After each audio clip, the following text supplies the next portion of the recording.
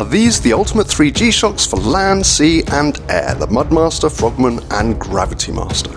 If you are not aware already, these are 3 of the most high-end G-Shocks from the Master of G series, and unlike so many watches, they still serve and provide several useful features and functions that make them genuine tool watches, and therefore don't just look pretty on the wrist.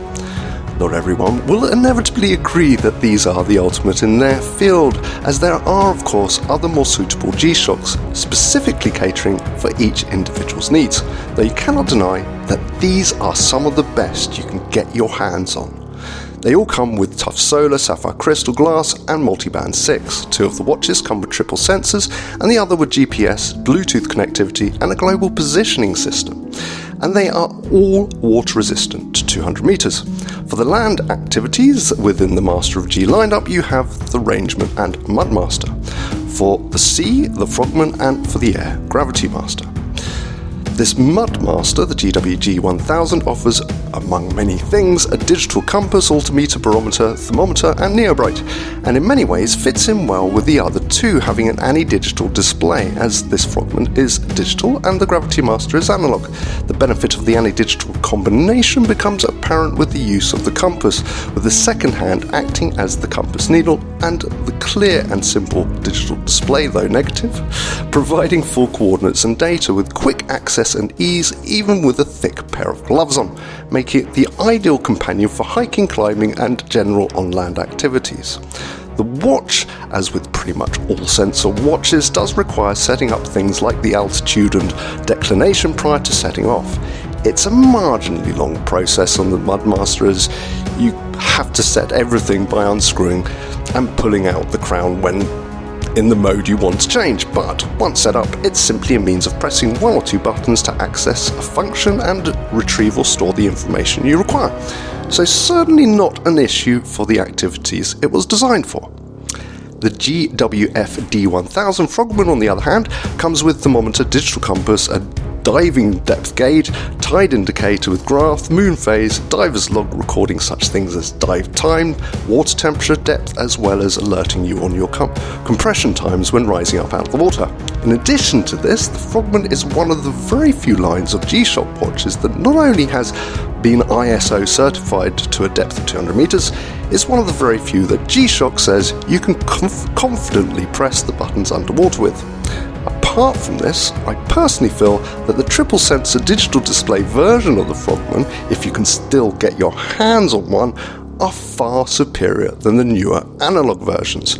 Not only do they have a load more features due to the onboard sensors, they are far easier and quicker to read data from, as well as sitting more in line with a dive computer than a fancy looking dive watch.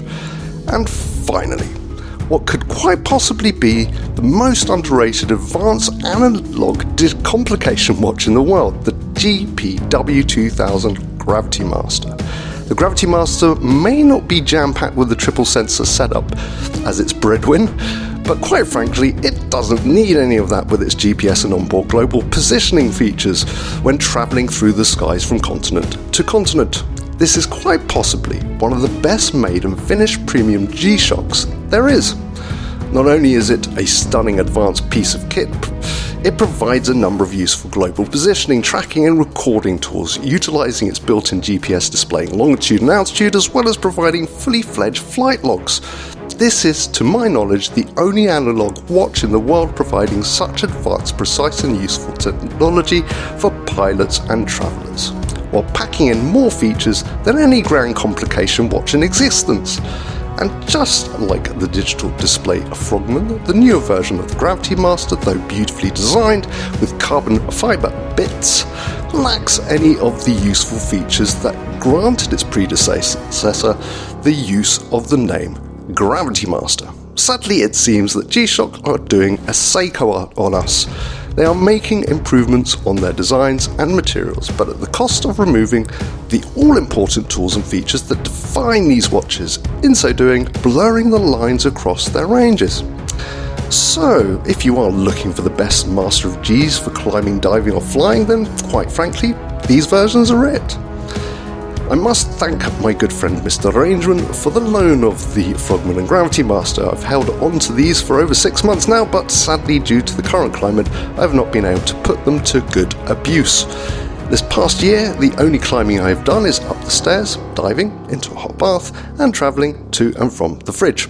So, I hope in the not so distant future that I get the opportunity to use these to their full capacity. In the meantime, thank you for watching, and please like and subscribe if you enjoyed this video. Until the next time.